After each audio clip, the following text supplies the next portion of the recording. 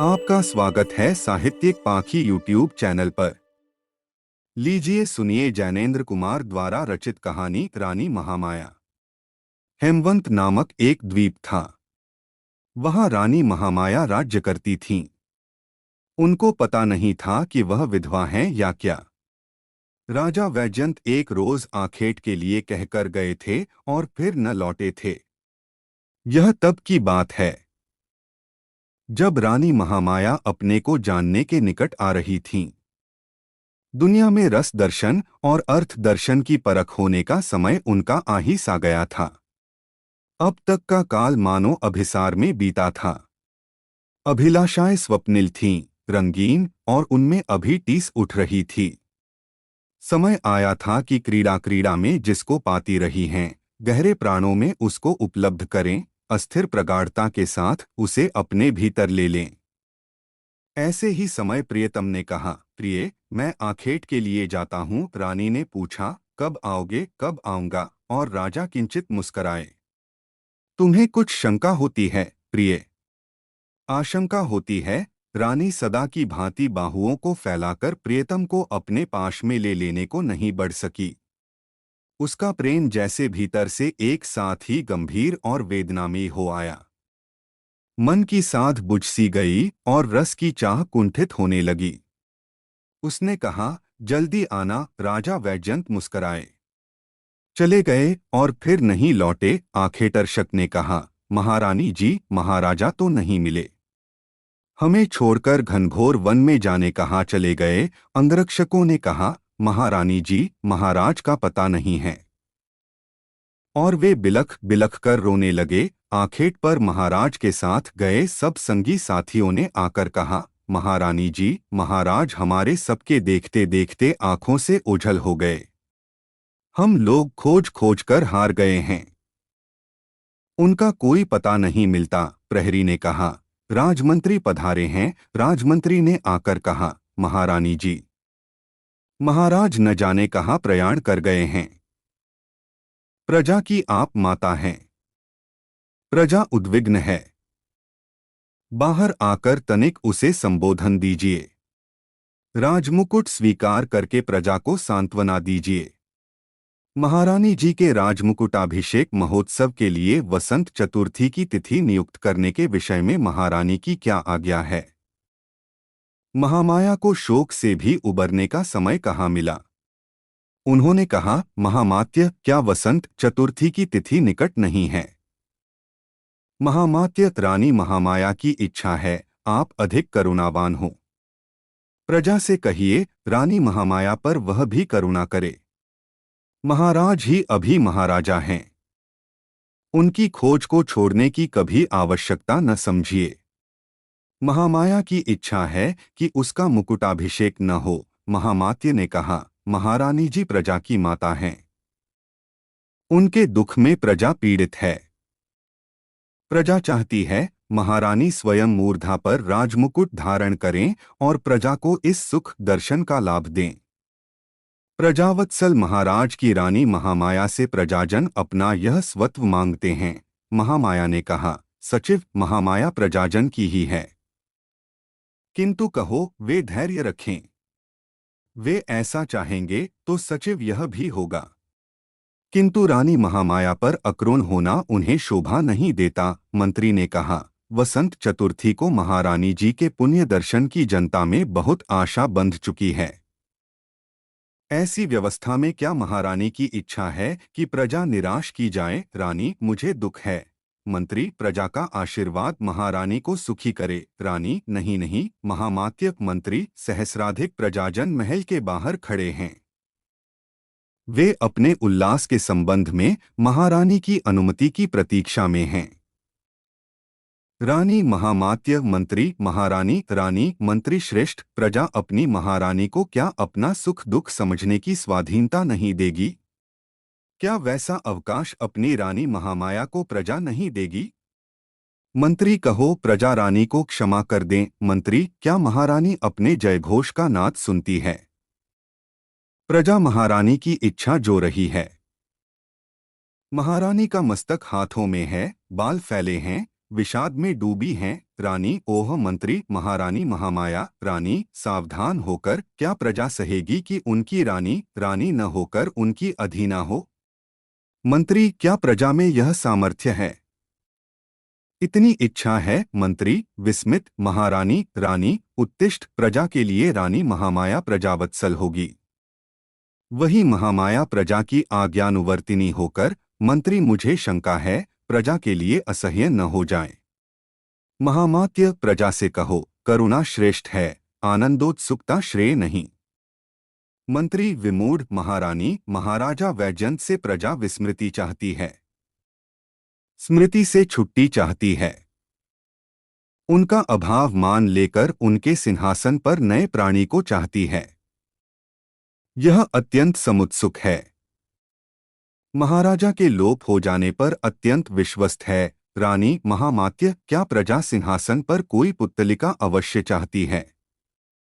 क्या अपने दुख के कोष को लुटाकर महामाया को यह बनना होगा? प्रजा असंख्य है। क्या इसी से वह दया धर्म से मुक्त होगी? क्या इसी से उसकी मांग अनुलंघनीय होगी?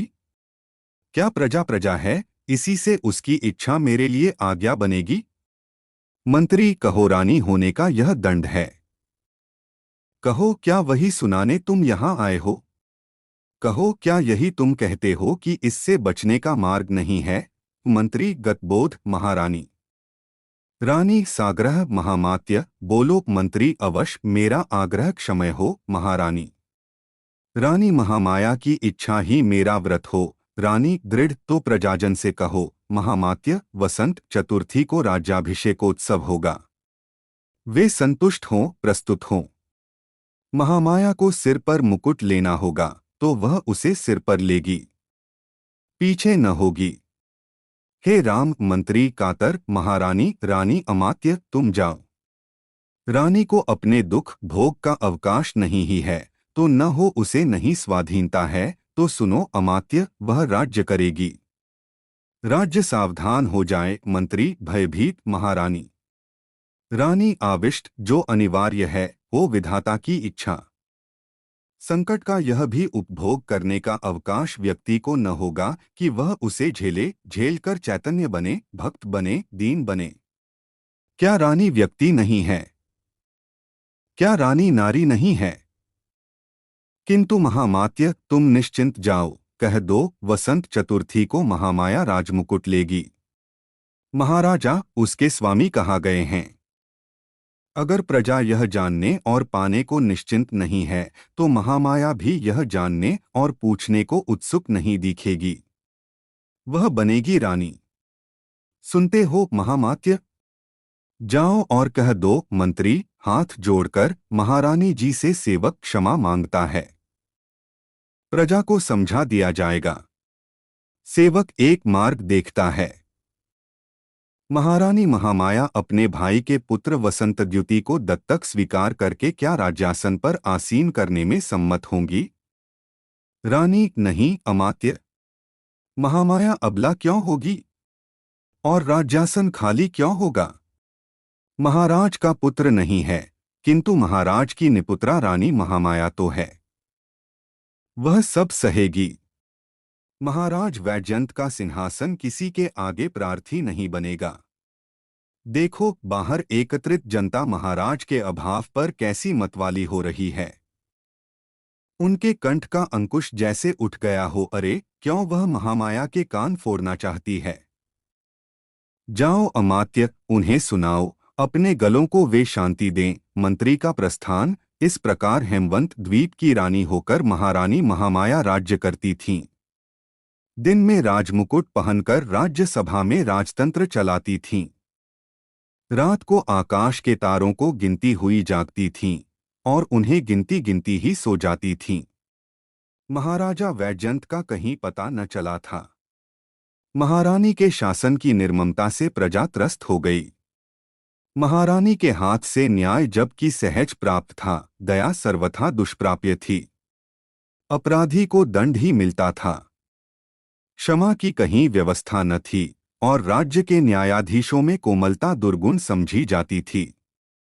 महारानी महामाया की कड़ी आज्ञा थी कि महाराजा वैजयंत के समय के नियमों का निर्पवाद और अक्षरशः पालन हो, छूट कहीं न हो, बचाव कहीं न हो। अतिशय तत्पर, कर्मठ, तेजस्विनी बनी महारानी स्वयं राजसभा में उपस्थित होकर कठोरतापूर्वक शासन का संचालन करती थीं।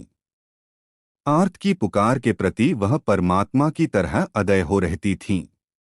आर्त क्यों आर्त है? और जब वह आर्त है तो क्यों साहस करता है कि अपने आर्तनाद से अनुशासन के पदचाप पर बाधा डाले? क्या जगतंत्र उसकी चीख पुकार पर रुके, सहमे? और रात के सन्नाटे में महामाया आकाश के महारहस्य को सूनी आंखों से देखती थी और देखती रह जाती थी। उसके भीतर से भरी सांस उठती आती और छूटकर खो जाती। यज्ञ में प्रदीप्त अग्निशिखा की भांति अंधेरी और उज्ज्वल वह प्रश्वास सतत ऊपर की ओर विलीन होती। इस आकाश में रमे राम के चरणों में फूट फूट कर सुबकेगी, ओ मेरे राम, मैं अकेली क्यों? ओ बता, वह कहाँ है गर्मी की रातों में? दूर काले से दिखते वन प्रांतर को देखती हुई और दूसरी ओर से समुद्र से आती हुई गर्जना को सुनती हुई, इन सब से ऊपर होकर मानो अपने प्रश्न से वह समस्त रिक्त को गुंजा डालना चाहती है। अरे तू कहाँ है? कहाँ है? यह प्रश्न आकंठ उसमें भर भर आता है। तू कहाँ है? कहाँ है? पर वाणी फूटती नहीं और वह वेदना भीतर ही घुमड़ घुमड़ कर नीरव भाव से पूछती रह जाती है। ओरे तू कब आएगा? कब आएगा पूछती ही रह जाती है, उत्तर कहीं से नहीं पाती। आसमान के चंदोवे में कोई सिहरन नहीं होती, तारे चमकते ही रहते हैं, सन्नाटा सुनसान बना रहता है। तब दीनातिदीना बनी महारानी महामाया की आंखों में आंसू झर झर झरते हैं। वे आंसू झरते ही जाते हैं, टपकते जाते हैं और गिरकर सूखते जाते हैं। और फिर भी तो मन के भीतर और इस शून्य की गोद में से कोई उत्तर ध्वनित नहीं होता कि वे कब आएंगे। बस राह देखती है और देखती रहती है। वह जागती है और जागती रहती है, फिर हार भी जाती है और सो जाती है। यों रात ढल जाती है और उद्यत उजला दिन आ जाता है। रात को लोग स्वप्न लें, पर दिन में काम है। रात में राजा पुरुष है और चाकर भी पुरुष है। रात में रानी नारी है और दासी भी नारी है। पर दिन रात नहीं है। दिन में राजा राजा है, चाकर चाकर, रानी रानी है और दासी मात्र दासी। इससे दिन जब चढ़ता है, रात की भूल से उठकर दुनिया जब अपने आपे में होती है, उस समय महारानी महामाया भी राजसिंहासन के ऊपर और राजमुकुट के नीचे शासनतंत्र के निर्वाह में कटिबद्ध बन जाती हैं। ऐसे ही वर्ष पर वर्ष बीत गए हैं। यौवन परिपक्व होता गया है और रातें आंसुओं से भीगती बीती हैं। राज्य में अखंड शासन चक्र चलता रहा है, निर्विघ्न, अनवरत और अलिप्त, पर यौवन अब ढलना चाहता है। महामाया को उत्तर नहीं प्राप्त हुआ है कि वे आएंगे। अपने प्रश्न को अपने चारों ओर ध्वनित करती हुई निस्पंद रात्रि में उत्तरापेक्षिणी वह सदा ही ध्यानस्थ बैठी है। उत्तर की भनक उसे कहीं से भी नहीं पड़ी है। अब जब विछोह पक गया है, वह कहती है, अरे अब तो बोलो, तुम कब आओगे? और अब भी उत्तर नहीं पाती तो सोच उठती है, अभी आकांक्षा का ढलना कुछ और शेष है शायद। जब आकांक्षा ढलकर निशेष हो जाएगी, तभी शायद प्रियतम का आना होगा। तब फिर अपने को देखकर सोचती है, अरे यह यौवन क्यों नहीं और जल्दी जल्दी मुझ पर से ढलकर चला जाता है कि प्रभु मिलें। इधर राज्य में षड्यंत्र बन चले हैं। यह महामाया रानी बनकर क्यों निरंकुशा रहेगी? अत्याचार क्या यूं ही होते रहेंगे? दैन्य क्या अपमानित ही होगा? भूखों की चीख क्या कलपती ही जाएगी, वह सुनी न जाएगी? यह महामाया कौन है? इसके पास रानी का कोई पट्टा लिखा हुआ नहीं है। यह स्त्री है कि राक्षसी है? हेमवंत द्वीप को इससे मुक्त करना होगा। गुप्त समितियां बनने लगीं और गुप्त मंत्रणाओं ने बल पकड़ा। युवक आदर्श सीखने और सिखाने लगे। बलिदान का महत्व आविष्कृत हुआ। और रात में जब अबला महामाया धरती पर बिछी चटाई पर लोट लोट कर समुद्र का गर्जन सुनती, वन प्रांत की अंधियारी रेखा के इंगित को बूझती और असंख्य तारों को ताकती हुई अपने निष्फल यौवन का विसर्जन देती हुई अकेली आरक्षणिया पूछती होती थी, अरे तुम कह दो, मैं कब तुम्हारे पास आऊंगी?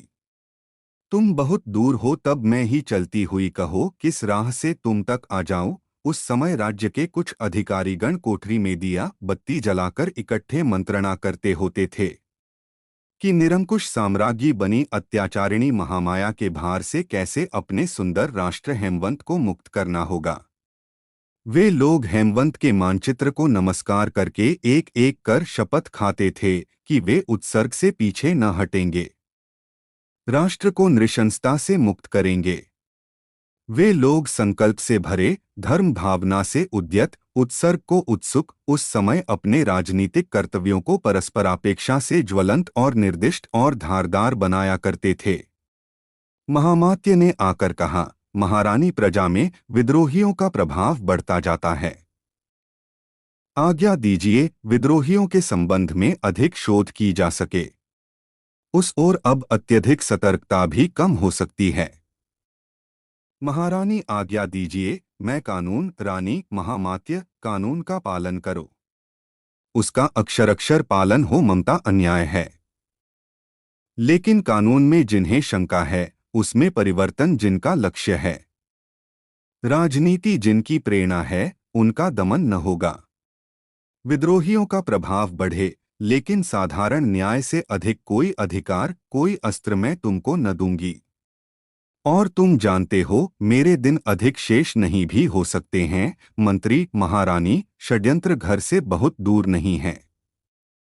आपकी ही रक्षा का हाथ उन्हें विनाश से बचाए हैं। महारानी, षड्यंत्र का विस्फोट भयंकर हो सकता है। रानी सस्मित, रानी के जीवन से तुम्हें प्रेम है। रानी के पास उस प्रेम का हेतु नहीं है। मंत्री, महारानी, रानी, अपने जीवन का एक भी दिन कम करने की इच्छा करने का वश मेरा नहीं है। जीते ही चलना होगा।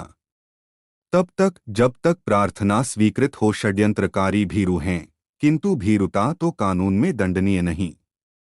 षड्यंत्र का उद्देश्य कौन जाने कहाँ तक पवित्र है, किंतु हम तुम कितने पवित्र हैं। शासन तंत्र को संस्कार देने का संकल्प तो दंडित नहीं हो सकेगा, और जो मेरी मुक्ति के इच्छुक हैं, वे अगर कानून की पकड़ में आते भी हैं, तो कानून को मेरा अधिनायकत्व इस अंश में स्वीकार कराना होगा कि मैं उन्हें अदंडनीय ठहराऊं, क्योंकि प्रश्न मेरी जान का है। मेरी जान मेरी संपत्ति है, और उसे लेने वाला मेरी इच्छा के विरुद्ध दंडित नहीं किया जा सकेगा। मंत्री, महारानी, कुछ अतिसांघातिक सूचनाएं मैंने पाई हैं। लिखित प्रमाण मेरे पास हैं। कागजों का एक बड़ा पुलिंदा देते हुए, महारानी, आप इन्हें देखें। आपके अतिविश्वासी लोग आपके शत्रु हैं। रानी, कागजों को स्थिरता के साथ फाड़ते हुए, अमात्य, मेरे विषय में इतने चिंतित न बनो। क्रांति से षड्यंत्रकारी क्यों डरते हैं, यही मुझे आश्चर्य है। क्या तुम महामात्य दिखाना चाहते हो कि तुम भी डरते हो? भय सहार का हेतु है। निर्भय रहने से सहार की आवश्यकता निशेष होगी। महामात्य, मुझे दिखता है षड्यंत्रकारियों की भीरुता कुछ बली लेगी। महामात्य, उन बेचारे षड्यंत्रकारियों को क्या किसी प्रकार निर्भीक नहीं बनाया जा सकता? मंत्री, महारानी, रानी, मुझे क्यों न न्यायाधीश के समक्ष लाने की वे मांग करें? यह क्यों नहीं समझा जा सकता कि रानी होकर महामाया नारी है, कि वह एक व्यक्ति है, कि रानी होकर किसी कानून से यह छूटी नहीं है। ईश्वर का कानून अमोघ है, अनिवार्य है। महामात्य, इस जानकारी को सर्वप्राप्य बनाओ। मंत्री, मैं महारानी जी की सेवा में चेतावनी देने आया था। महारानी उसे लेना अस्वीकार करती हैं। महारानी ने मेरे कर्तव्य की भी मर्यादा बांध दी है। यदि राज्य के विरुद्ध षड्यंत्र रचने वाले को महामात्य व्यर्थ नहीं कर सकता, तो वह महामात्य किस लिए है? महारानी की रक्षा नहीं कर सकता, तो सेवक किस लिए है? मैं महारानी का अमात्य होकर नहीं रह सकता यदि महारानी के अनिष्ट को न रोक सकूं। उस अनिष्ट के मार्ग में अवरोध न बनना, महारानी सहायक बनना है। महारानी इसलिए मुझे अपने पद से मुक्त होने दें। रानी महामात्य मंत्री महारानी। रानी अमात्य, तुम इस समय छुट्टी चाहते हो? क्या मैं कहूँ अच्छा? क्या मैं महाराज वैजयंत की तुम्हें याद दिलाऊं, जिनके मात्र उत्तराधिकारी बने हम यहाँ बैठे हैं? क्या मेरे दिन भी अब बहुत बचे हैं? फिर भी तुम छुट्टी चाहते हो? तो मंत्री महारानी रानी महामात्य जाओ, मेरी चिंता न करो। इन कागजों की भी चिंता न करो, ये जल जाएंगे। षड्यंत्रकारियों की खबर रखो, पर यदि प्रजा की हानि नहीं करते तो उनकी स्वतंत्रता पर तनिक विकार न लाया जा सकेगा। महामात्ययों, हम तुम सबको क्या अनंत काल तक जीना है? मंत्री महारानी रानी ने जाने का संकेत किया। महामात्य चले गए। एक रोज महामाया ने मुट्ठी में पकड़े अपने केशों में देखा कि केश उसके सफेद भी हो गए हैं। उसे प्रसन्नता हुई। उसने महामात्य को बुलाकर कहा, महामात्य, मैं आज तुम्हें एक प्रसन्नता की सूचना देना चाहती हूँ। रानी महामाया के प्रयाण का समय अब निकट आया है। मैं कहना चाहती हूँ कि मैं चुपचाप जाना चाहती हूँ। रक्तपात नहीं चाहती। उस रात्रि को महामाया अत्यंत कातर होकर पुकारने लगी, ओ जी, बताओ तुम्हें कब मैं पाऊंगी? मैं कब तुम्हारे पास आ जाऊंगी? अरे बताओ ना। बहुत देर और बहुत आंसुओं के बाद मानो कहीं अत्यंत पास ही से उत्तर मिला, महामाया, धैर्य का पुरस्कार तुम्हें मिलेगा। मैं कहीं दूर नहीं हूँ, प्रियतमे। अगले प्रातकाल नगर भर में लाल लाल अक्षरों में पत्रक चिपके हुए मिले, जिनमें लिखा था कि राज्य के मद में मत्त रानी महामाया का अंतकाल निकट है। प्रजा को जागृत होना चाहिए, उत्तिष्ठ होना चाहिए। सत्य ही की सदा जय होगी। अत्याचारी को नीचा देखना होगा। प्रजाजन उठो, बली हो, पर अपना स्वत्व प्राप्त करो। आदि।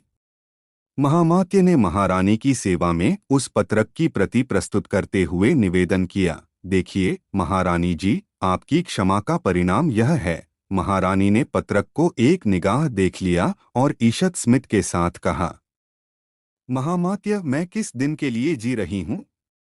क्या जाने के दिन के लिए ही नहीं। मुझे रात ही अपनी प्रार्थना की स्वीकृति मिल चुकी है। प्रभात में रक्ताक्षरों से अंकित उसका प्रमाण तुमने मुझे ला दिया है, तब तो मैं रात की बात को चाहकर भी स्वप्न नहीं समझ सकती। महामात्य रानी महामाया, रानी अमात्य, प्रबंध करो कि रक्तपात न हो। मंत्री, क्या प्रबंध करना होगा? माता रानी, क्या प्रबंध? घोषणा कर दो कि 24 प्रहर के भीतर राज्यवासी सोच देखें कि वे क्या चाहते हैं। उस समय के भीतर स्वतंत्रता उन्हें है। उसके बाद रानी महामाया रानी नहीं रहेगी। शासन का जो तंत्र बनेगा, रानी उसके हाथ में होगी, उसके न्याय के समक्ष होगी। प्रजा आत्मनिर्णय करे। रानी को 24 प्रहर बीतने के बाद वह किसी प्रकार नहीं पा सकेगी। मंत्री, माता महामाया रानी, मैं जानती हूँ। अमात्य, रात में मैंने उत्तर पा लिया है। तुम जाओ, अपनी सेना को प्रस्तुत रखो। उसकी आवश्यकता हो सकती है। रानी को रानी चाहने वाले उत्पात करें तो उनका दमन करना होगा। रक्त गिरे ही तो अपनों का ही गिरे। अमात्य, प्रेम का यही मार्ग है। और विह्वल एवं अवश बने महामात्य को महामाया ने उसके कर्तव्य की ओर भेज दिया।